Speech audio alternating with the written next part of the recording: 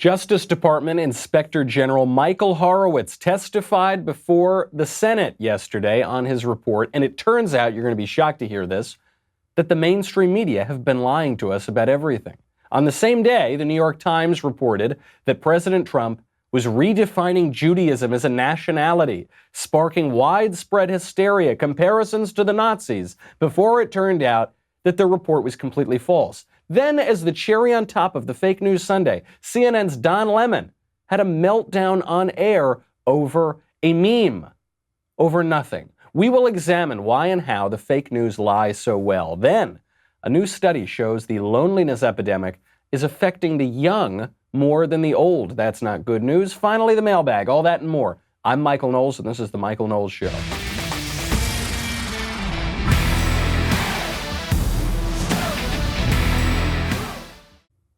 The media have been lying to us about everything. Now, I know that's not exactly a man bites dog story. We've known that generally for a long time, but so many fake stories, so many important fake stories collapsed yesterday all at once, and we got to watch it in real time. I want to begin, before we get to the actual meat of these lies, the actual meat of this hysteria and nonsense, I want to start this delicious meal of fake news with the dessert first. I want to start it with that little cherry on top of the chocolate sundae. I want to start it with CNN, where CNN's Don Lemon decided to skip over all of the actual news and have a breakdown, an on-air hysterical breakdown, because President Trump's campaign team tweeted out a meme. In addition to all the lies and all the blustering at tonight's rally, Trump's war room posted a meme on Twitter today showing Trump as the supervillain Thanos from the Marvel Avengers movies, dispatching his Democratic enemies. Take a look at this. I am inevitable. On this solemn day, I recall that the first order of business for members of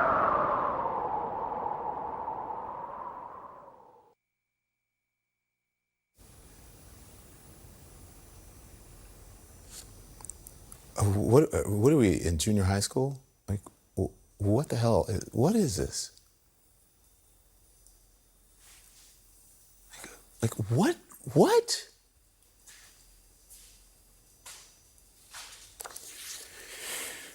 I cannot believe that I'm even having to report this on the news.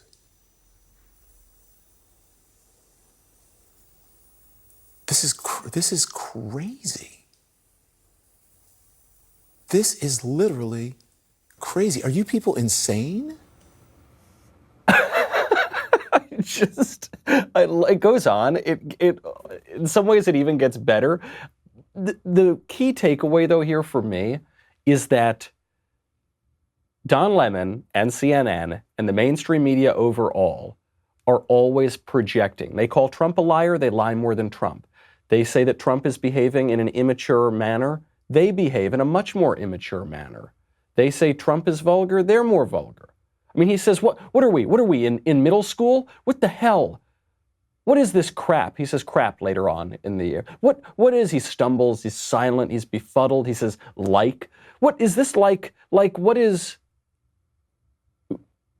Yeah, you are behaving like you're in junior high school, Don Lemon.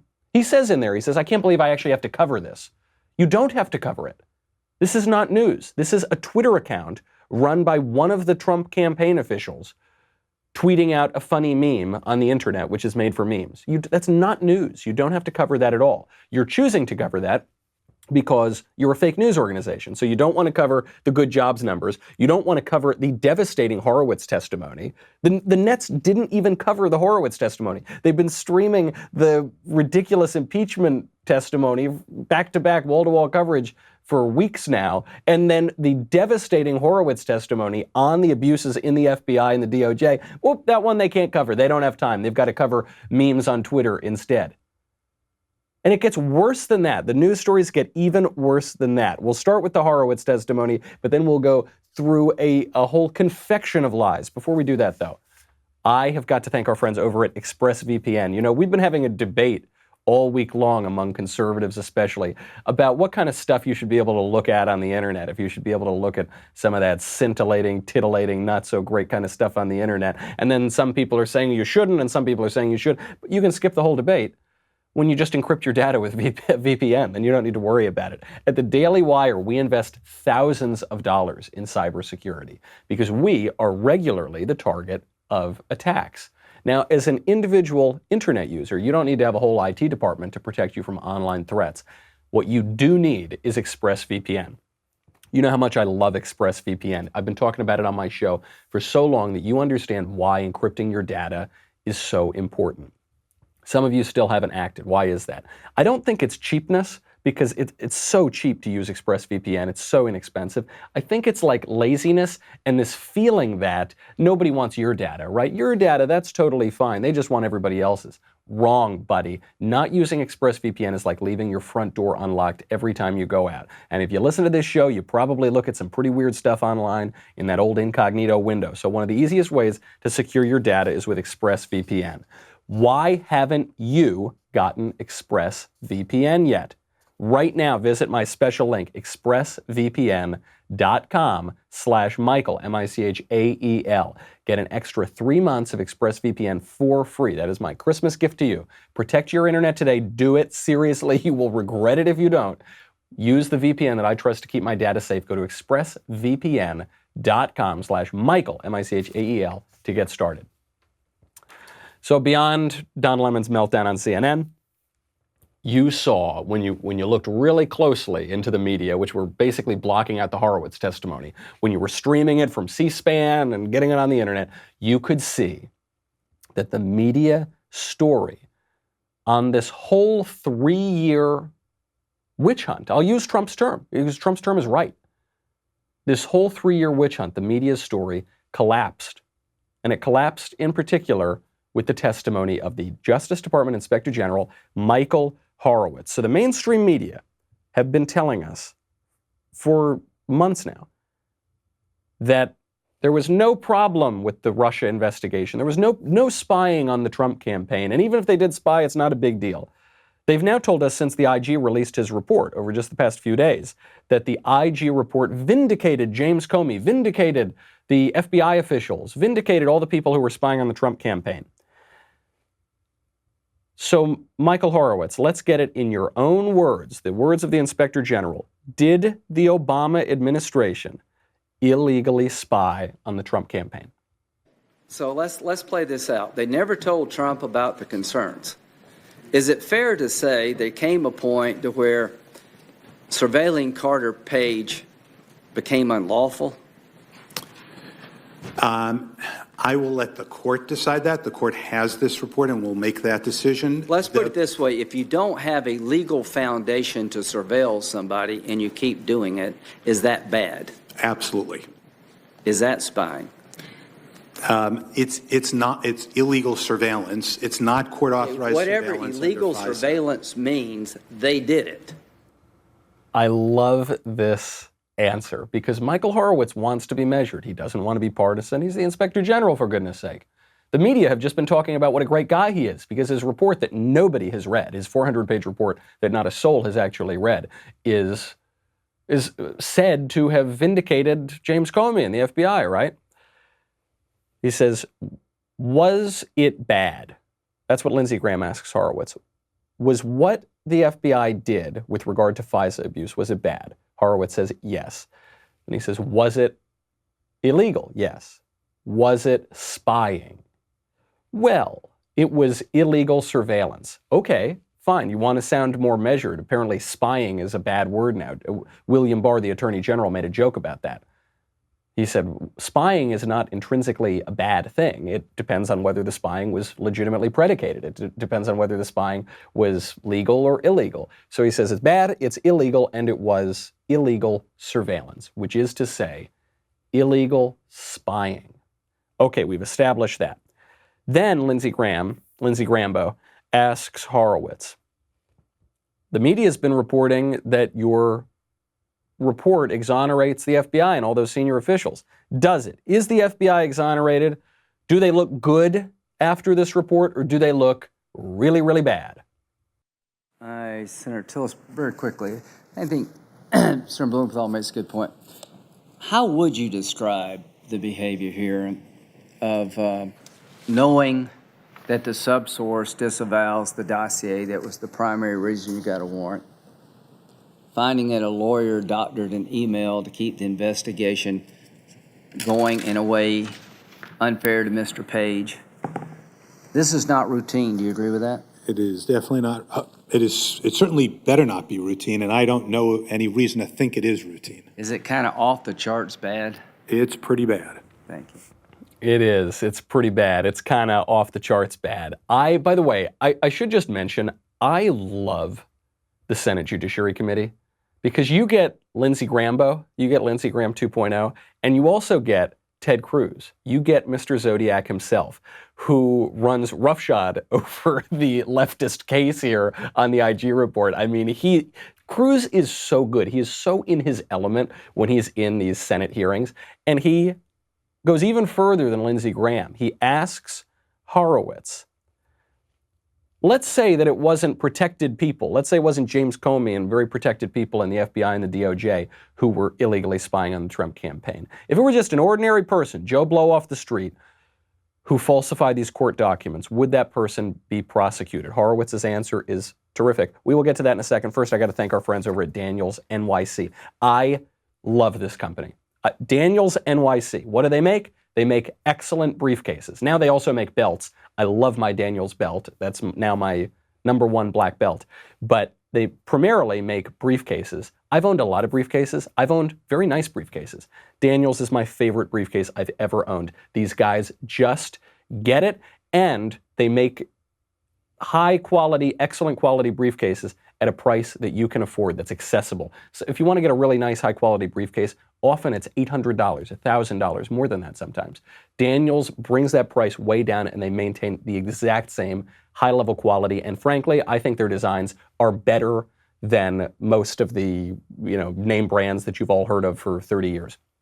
Daniels is designed in New York City with working professionals in mind. It's a bag built for real life. That means high quality, durable Italian leather. Daniels is even, I didn't think it was possible, but they've actually upped their game even more recently. They have some of the finest quality leather in the world, simplicity in design, no flashy logos. You're not going to look like you're some, rapper or something with all these big gaudy logos and stuff. It's just timeless style that works no matter where you are in your career. It's just that classic New York beautiful style. They have really great subtle liners on the inside, so the designs are really nice. It's clean, it's sleek. I can't speak highly enough about this.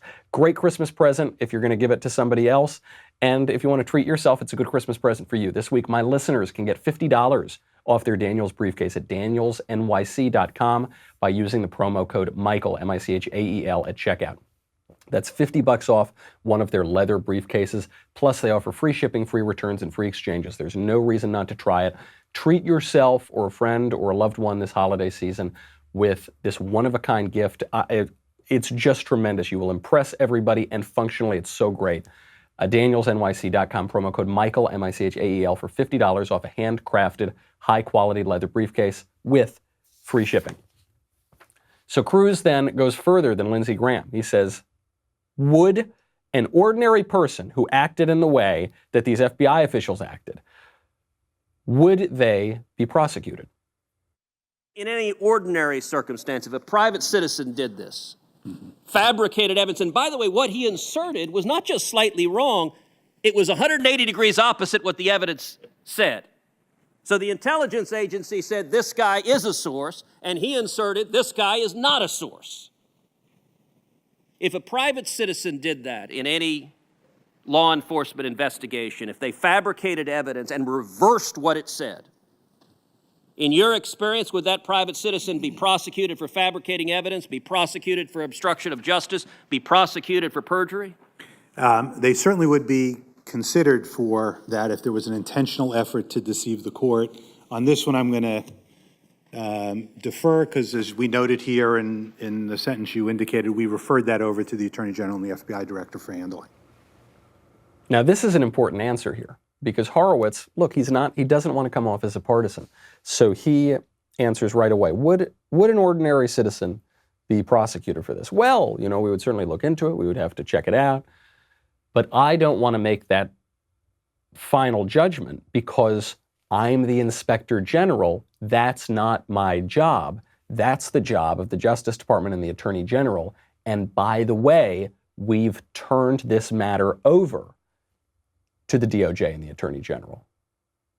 Now you see the key here. What the media have wanted you to believe since the IG report came out is, okay, they're not going after anybody. They didn't find evidence of this awful partisanship. So never mind, nothing to see here, moving along. And what Bill Barr and the prosecutor John Durham and conservatives have been saying is the IG is not tasked with going over and pursuing criminal investigations. That's what we have this separate criminal investigation for. And what the left has been saying is, oh, you're just trying to spin it. You're just trying to save face after this IG report doesn't implicate our guys, doesn't incriminate our guys.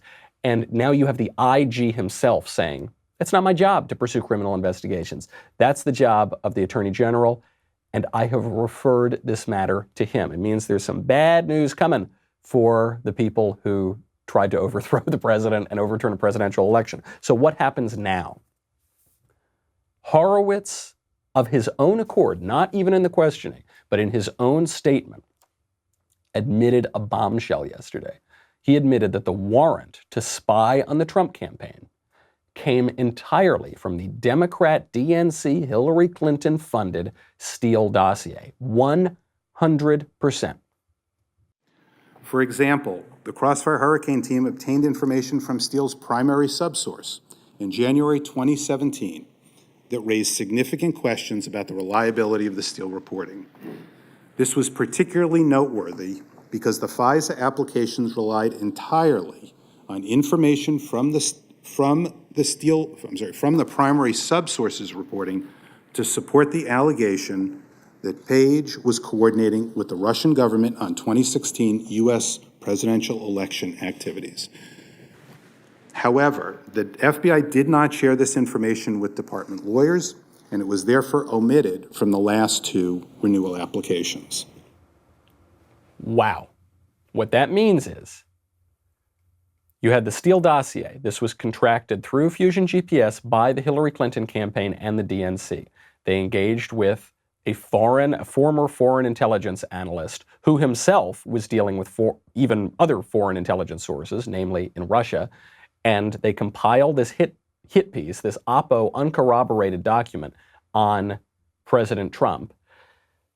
These crooked officials at the FBI then used the Democrat-funded Oppo research as the entire basis to spy on the Trump campaign.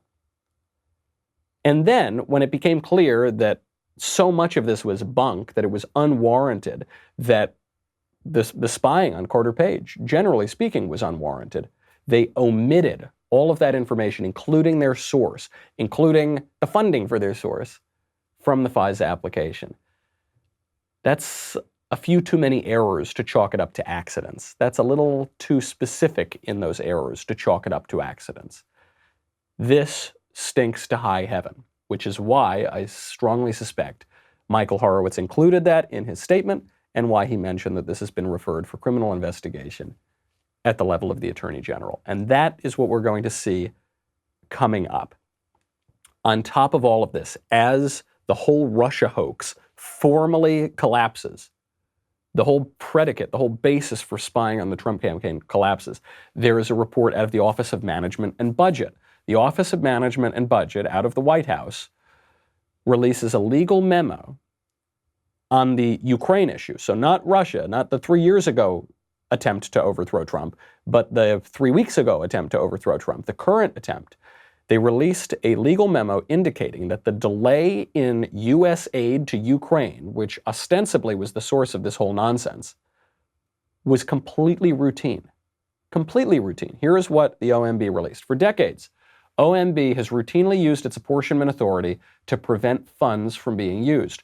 Often, in managing appropriations, OMB must briefly pause an agency's legal ability to spend those funds for a number of reasons, including to ensure that the funds are being spent efficiently, that they are being spent in accordance with statutory directives, or to assess how or whether funds should be used for a particular activity.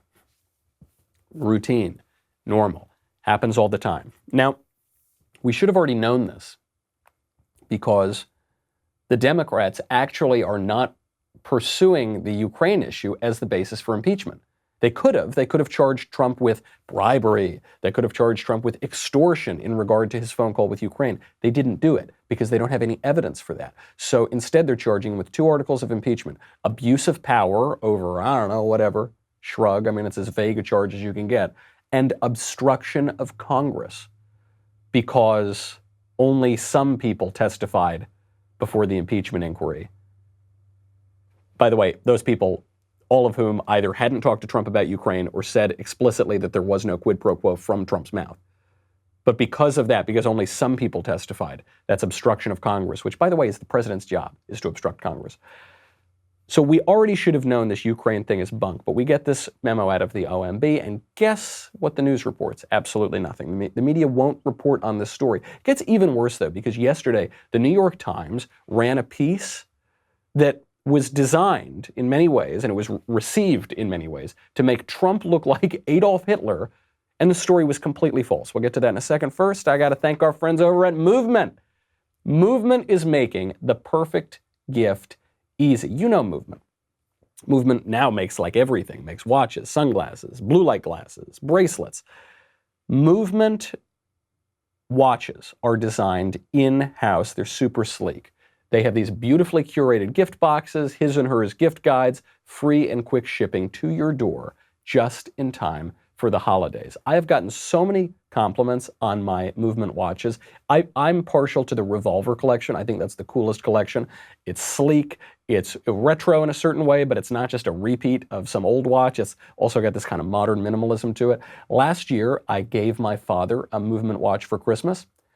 He loved it. He wears it all the time. It was probably the most popular gift I've given in recent memory. I mean, since I was a kid. Movement watches are starting at just $95. If you were to go into a department store, try to buy a watch of this quality, it would be 3-4 times that. Clean design, minimal design, and really, really high quality. Movement has sold almost 2 million watches in over 160 countries. Be the big winner this holiday season with a gift from Movement. Get 15% off today with free shipping and free returns by going to mvmt.com/Knowles, K-N-O-W-L-E-S. That is mvmt.com/Knowles, K-N-O-W-L-E-S, and join the movement. A major fake news story coming out of the New York Times yesterday. This was the tweet that the Times sent out. President Trump will sign an executive order defining Judaism as a nationality, not just a religion, bolstering the Education Department's efforts to stamp out boycott Israel movements on college campuses. Now, in the New York Times' defense, I can't believe I'm uttering that statement. They do frame the second half of this story as a help from the White House for the Jewish people, for Jewish Americans. That's the second half of the story. The first half of the story includes what should be just the facts. President Trump will sign an executive order defining Judaism as a nationality, not just a religion. This caused a lot of concern, a lot of hysteria on the left because it evoked images of Nazi Germany othering Jews and making them seem not American, not part of this country. This is just another step in those brown shirt Trump supporters' campaign of anti-Semitism and Nazism, right? Molly Jong-Fast, who is a left-wing writer, she tweeted out, quote, "My nationality is American, and this feels like it's ultimately going to be bad for Jews." A lot of other people were tweeting out all sorts of things. This is how it begins. This is how it began in Germany. They're going to be othered. It's in Germany you had to have Jewish on your passport, and that's what America's coming to.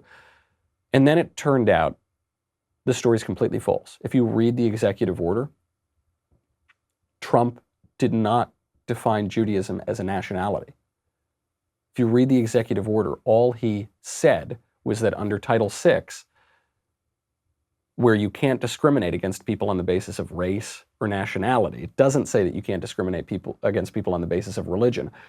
Trump said that his administration will treat Jews for the purposes of these civil rights protections as though they had the same protections as people on the basis of race or nationality.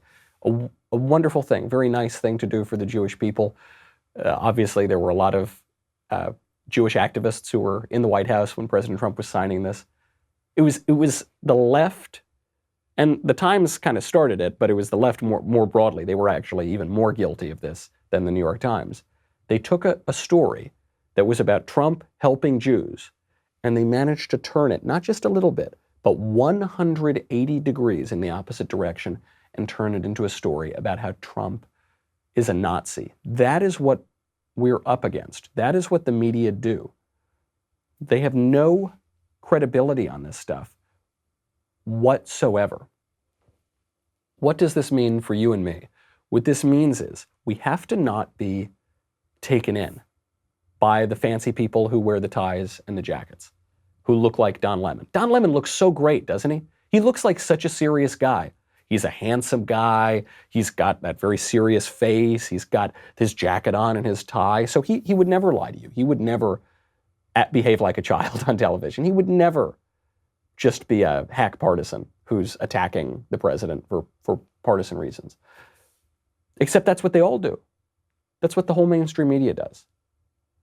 And time after time, I think even many conservatives want to give deference, or subconsciously, or just brought in to give deference to what you read in the paper, what you read online, what you hear from the TV news. There's no reason to do that. At this point, the partisan political operatives and politicians in the Trump administration have much, much more credibility than the New York Times and CNN and the Washington Post and all the others. President Trump's Twitter account. I'm not saying Trump never exaggerates. I'm not saying that President Trump never stretches the truth. President Trump's Twitter account has a greater record of honesty and journalistic credibility than these partisan hacks in the mainstream media. That's what they are, and yet they won't admit it. So what we need to do is tune out of that stuff, all right? I think it's perfectly great to read honestly left-wing news sources and opinion sources. And I think you should read honestly right-wing news sources and commentary. But for the people who are pretending to report the news, they have no credibility. They have hollowed out these institutions from within. They are just zombie New York Times and zombie Washington Post, who are not who they used to be.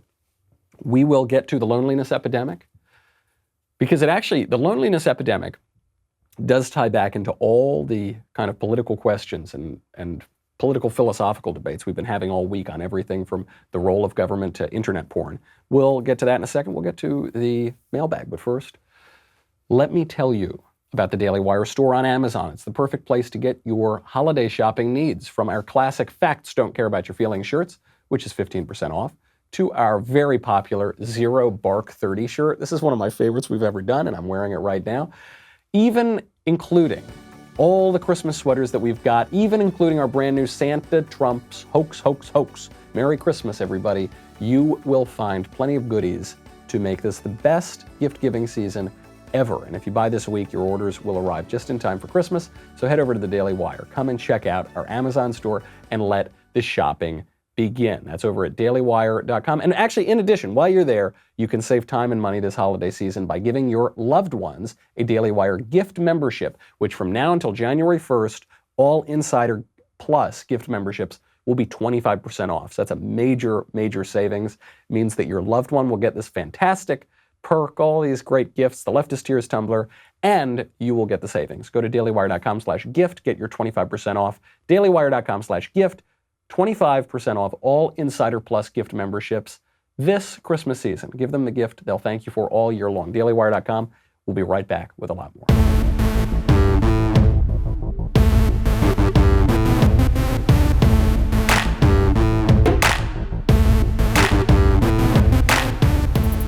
Before we go to the mailbag, I have to mention this survey, because it tells us a lot about our culture, and it actually tells us about some of the political debates we've been having. A study out of George Mason University of 1,200 people, it's 1,200 Americans, found that 1 in 3 young people below the age of 25 feel lonely, whereas only 11% of adults older than 65 feel the same.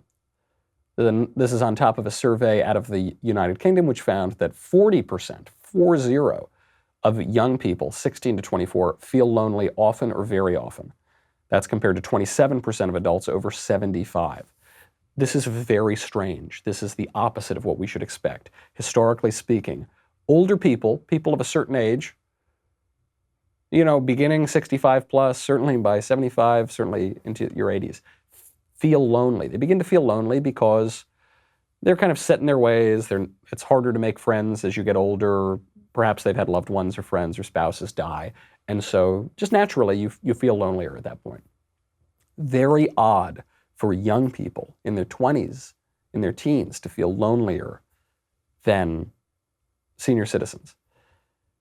Why is that happening? Why is it? I mean, the researchers conclude our research shows that loneliness is a subjective mental state rather than an age-related symptom. Why is it? Why is this happening? On top of this, we find antidepressant use up 65% in 15 years, the highest rises among young Americans. Teen suicide up 70%, 70% over just the past few years. Marriage rates declining, birth rates declining. We are very lonely. We're very, very lonely. You can look at the technological aspects that isolate us. You can look at some of the social aspects that isolate us. I think there's an ideological aspect too. It gets to what we've been talking about all week when we're talking about anything from internet pornography to the role of government in politics and culture. I tweeted out a couple days ago, I asked, what is the purpose of government? What is the primary purpose of government? And I listed liberty, equality, justice, and other, and you could add other. Liberty won by a mile. It's like 61% to 20%, something like that. 20% said justice, 60 some odd percent said liberty, 2% said equality. Good job, guys, you got that one right.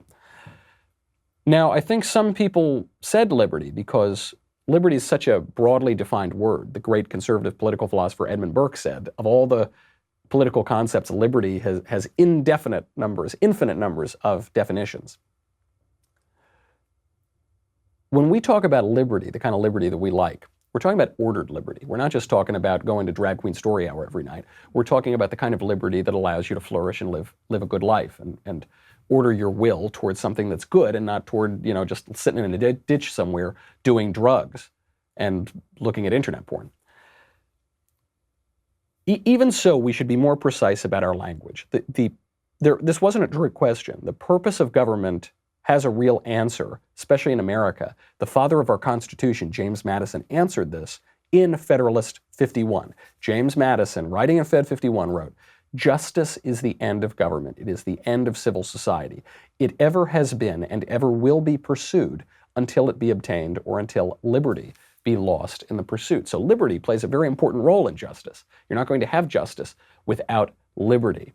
But merely unfettered individual liberty, especially if it's unmoored from the moral order, is not the purpose of the American government. It's not the purpose of any real government, and the Founding Fathers never thought it was, and it's a very recent idea that it was. This has happened over the past 40, 50 years. There's actually been a sort of consensus on the right and left, and the consensus has been that the purpose of government is liberty. Even the left believes this. They're incoherent about it, but they believe it. So for the left, they say, we want totally expanded social liberty, sexual liberation, women's liberation, abortion on demand, reproductive freedom is what they call it, right? So they want social liberty like redefining marriage, abortion all the time, porn everywhere, casual sex, all those sort of things. What conservatives have done is they've taken the flip side of that coin. They've said, yes, the purpose of government is just untrammeled liberty, and so we want economic liberty, tax cuts, deregulation, free trade. That all puts the cart before the horse, because liberty is very, very important for a purpose. And it's not, don't take my word for it, this is not some crazy reactionary view. This is what James Madison, who is the father of the Constitution, said in the Federalist Papers, which unfortunately nobody reads, so very few people are aware of this. There is something bigger than that, which is justice. There is something bigger than that, which is, call it ordered liberty, social liberty. The recognition that we're not all just atoms floating around in space, that we actually do live in society, and we don't want to be tyrannized. We don't want to live in some collectivist hellscape. We want our rights to be protected. We want our liberties to be protected. But we actually do have bonds to one another, to our families, to our communities, to our state, to our government, to our people, to our civic associations. We have to recognize that, because if you simply take this hyper-individualistic, atomistic idea of liberty as the total end of government, what you're going to end up with is a loneliness epidemic. What you're going to end up with is a government that says that we have the right, the duty to define reality for ourselves. That's what Justice Kennedy said in Planned Parenthood v. Casey, decades ago. That we have the right to define reality for ourselves, define what it is to be a man or a woman, or that a baby's not really a baby. And that, of course, is crazy. Libertinism is not liberty. And you don't want to have a lonely country. You want to have a good country. You want to have a free country. We all love freedom, but freedom has a higher purpose. I have a piece on this at the Daily Wire if you want some more on it, which is called The Porn Debate Isn't Really About Porn. But it speaks to a lot of the social ills that we're seeing. And we've got to start taking a deeper view of politics than maybe we have in the past couple decades. We have to start taking the deeper view that we had 50 years ago before our culture and our politics got so hollowed out and so shallow. Let's get to the mailbag. From David. Hail, Michael Knowles, king of trolls. I was wondering if you could explain what critical theory is. It gets mentioned very often, but rarely explained. Yes, critical theory is used a lot.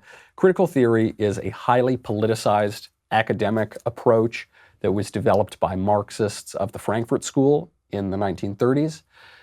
It has been popularly referred to by the literary critic Harold Bloom, who recently died and was a lifelong liberal. He referred to it as the school of resentment. Critical theory is where you just deconstruct your culture, where, for instance, you approach literature not as you should, which is through love, the love of the poetry, the love of the images, the love of human nature, the love of the story, the love of academic pursuit, not through that, but through criticism, resentment. You read Walt Whitman to find out how racist and sexist and evil he was. And this has been the approach not just to literature, but to history, to political science, to sociology, to so many of these academic departments. Critical theory has taken over all of the academy right now, and it's a very bad idea, not merely because it's so shallow and ideological and partisan, but because it actually inverts the purpose of learning. You know, any theory of education or theory of knowledge that begins with the premise that you have to hate what you're studying is dead wrong. The only way that you're going to learn anything, the only way that you are going to grow in knowledge is through love. Actually, somebody who explains this very well is Dante, speaking of great literature. Speaking of people who aren't read anymore. You know, what Dante shows us is that unity of learning, of growth in knowledge, of education, and of love. The famous image that ends the poem is the love that moves the sun and the other stars, that there is this love that comes with it. So especially with Dante, I love Dante. When I read Dante, it is because I'm drawn by a love of that, and that love leads me to a deeper understanding and leads me to wisdom. That's what should be going on in the academy, and it's not, and critical theory plays a huge role in that. From Justin, what is your favorite Christmas movie? That's a tough one. No, I guess it's not. Jingle All the Way, obviously. It's the greatest one of all. What an amazing movie. You get the Governator, you get the superhero character. It's just an amazing movie. Jingle All the Way. Next question from Adian. As a fan of Gavin McInnes, I've heard a lot about the no fap and no wanks movements. Well, I guess I just said those things on air. The fact that he is against porn is often trotted out as proof of his Nazi nature. Why does the left love porn so much? This is unbelievable. I really like Gavin. You know, you get Gavin, who is a comedian, who's telling people don't look at porn because it's going to make you into like a weak little creepy degenerate. And they say, see, if you don't look at runaway girls being abused on video all the time, you're a Nazi. That's not a very compelling argument. I think it's obviously right. Porn is a major social problem, regardless of what you think about whether the government should get involved on the local or the state or the federal level or not get involved at all. I think we can all admit it's not good. You don't want to be a wanker. You don't want to be a guy who closes the blinds and looks at poor runaway girls having strange things done to them by strange men on high-resolution video. That's not a good thing, right? So Gavin comes out there and says, hey, don't do that. And the left calls him a Nazi. They call a lot of people Nazis. They do it because the left requires sexual libertinism. The left really benefits from this libertinism. One, because it compromises you. So they'll say, some people who ostensibly are on the right wing even said this in the porn debate. They said, if you've ever looked at porn, you can't say that we should ban porn. If you've ever looked at porn, who are you to say porn is a bad thing? You're doing it, you're a hypocrite, shut up. So the left wants you to do that. And the left also promotes libertinism because the left exists to break down the traditional order. The left exists in opposition to the tradition. So any way to break down that tradition, whether that's marriage, whether that's traditional relationships, when that's traditional sexual desires, whether that's traditional behavior, which says, hey, maybe restrain your appetites and your lusts and your sexual appetite. They don't want any of those restraints. They want to break down all of the restraints so that once the traditional structures, which they blame for all the evils of the world, the patriarchy and the hierarchies and the this archy and the that archy, once that's all broken down, then they will just have a ton of atomized individuals living in cultural rubble, and from there they can build their utopia. From Rustum, dear Michael, out of the broom closet Knowles. I'd like your thoughts on a debate that is currently raging in my country, the Netherlands, where a child born with severe and usually terminal birth defects can be euthanized. The government in my country is considering easing up the laws that allow for the murder of those children by physicians. I believe this practice is wrong, but anyone that shares my view is castigated as an uncaring demon that wants to let children suffer. What do you think? As always, love the show and a Merry Christmas. I think, woe to you that call evil good and good evil, that put darkness for light and light for darkness, that put bitter for sweet and sweet for bitter. I'm not surprised at all that these genuine ghouls who are advocating the legalization of killing children are calling you a bad guy because you want to protect children. That always happens. It's the nature of the world. And obviously the euthanasia laws are abhorrent. They're indefensible. This is what happens when you compromise on human dignity in your politics. So it's what happens when you embrace abortion. Then why shouldn't you embrace euthanasia? You're saying you can kill innocent people at one stage of life, why not at another? And if you've embraced euthanasia for old people who are going to die in 3 days, why not embrace euthanasia for people who might die in 3 months? If they're suffering, why not embrace euthanasia for people who are depressed? Why not embrace euthanasia for people who are born defective in their minds? I don't think they're defective in an ultimate sense, but they seem to. They say, yeah, ultimately you're defective, you're not worth life. So why not kill them, even if they're children? The Netherlands has been leading the way down that dark path. All of that is premised on the idea that suffering is intrinsically evil, and the primary purpose, if not the only purpose of life, is to feel pleasure. And this is such a perverse idea. The purpose of life is not to feel pleasure, and suffering is not only not intrinsically evil, but it can actually be helpful because it helps us grow. It deepens our experience of life. It prompts the moral quality of how you respond to suffering. Do you respond in a bad way, or do you respond in a good way? Also, suffering is a fact of life. This is what's so insidious about this, is everybody suffers a lot of the time. You don't know that from Instagram. You don't know that when you see people and they tell you, oh, everything's great. But a lot of people are suffering a lot of the time. That is a fact of human life. And so if you say that if someone suffers, they can end their lives, if you accept that premise, then it's just a matter of time before they come for us. Whether through, in the case of the Netherlands, actually holding people down and euthanizing them, meaning murdering them, as has happened, or through the cultural pressure and the cultural persuasion to off yourself if you're not feeling happy all the time. Very, very bad situation. Good job standing up for life and for the good. From Martin, last question. Does the Constitution need new amendments of separation of powers between the media and the politicians? That's a great question. I have two thoughts on this. Obviously, it's unfortunate that the media are such hacks for the politicians, that they so carry water for the Democratic Party. That is an unfortunate thing. On the other hand, I got to hand it to reporters who go out there and get their stories. In some ways you get the stories by getting drinks with a politician. Sometimes a little bit more than that. At the very least, befriending a politician, getting in their good graces. I mean, good, dogged reporters are actually able to kind of penetrate these circles and get good scoops. I think that's a wonderful thing. We don't need to change the Constitution. The media are not addressed in the Constitution, but we should have a code of ethics for journalists. That would be a nice thing. And for the journalistic outlets that do have codes of ethics, like New York Times, Washington Post, it would be nice if they actually abided by them. And if they don't, we'll just have to tune them out. I guess we're already doing that. Today, you'll have to tune me out right now, but be sure to come back on Monday. Have a good weekend. In the meantime, I'm Michael Knowles. This is The Michael Knowles Show. See you next week.